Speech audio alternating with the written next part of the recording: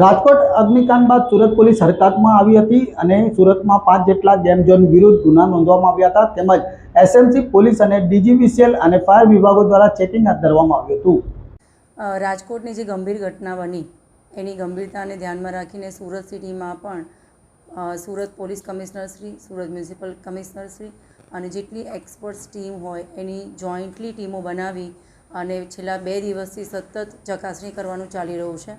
ના માત્ર game zone પરંતુ જેટલા ફનફેર હોય, જાદુગરના શો હોય કે વોટર પાર્ક હોય કે જે પણ એમ્યુઝમેન્ટના એવા બીજા જે પણ જગ્યાઓ હોય બધી જગ્યાએ અત્યારે પણ હાલમાં પણ એ કાર્યવાહી ચાલુ છે। આ ચકાસણી દરમિયાન જ્યાં પણ એવું લાગ્યું કે એનું પરફોર્મન્સ લાઇસન્સ, પ્રિમાઇસીસ લાઇસન્સ એ લીધું નથી અથવા અપડેટ નથી કર્યું અથવા તો જે નોર્મ્સમાં એક્સપર્ટ્સ બધાએ જોયા પછી એમને લાગ્યું કે ધારાધોરણ ફોલો થઈ રહ્યા નથી તો ત્યાં એને બંધ કરવાની કાર્યવાહી, સીલ કરવાની કાર્યવાહી અને કાયદેસરની કાર્યવાહી હાથ ધરી છે। મેડમ, જે પરવાનગી મળી નથી અથવા તેમણે પરમિશન લીધી નથી અથવા રિન્યૂ નથી કરાવ્યા તો સંબંધિત જે અધિકારીઓ છે પોલીસ ખાતાના અથવા તો કોર્પોરેશનના એમની સામે ગુનો દાખલ થશે કે નહીં? આમાં હાલમાં આપણે એની તપાસ આ પ્રાઇમરી લેવલે આપણે એને એફઆઈઆર દાખલ કરી છે। આઈપીસી 336 અને ગુજરાત પોલીસ એક્ટની 131 ક કલમ હેઠળ આપણે ગુના દાખલ કર્યા છે અને એની અંદર ફર્ધર તપાસમાં જે પણ નીકળશે, જેની પણ બેદરકારી હશે અથવા જેના લીધે આ ખામી હશે એ તમામને આવરી લેવાશે। હાલની અંદર રાંદેરની અંદર the great fun amusement park, પાલમાં ધ ફેન્ટેસિયા,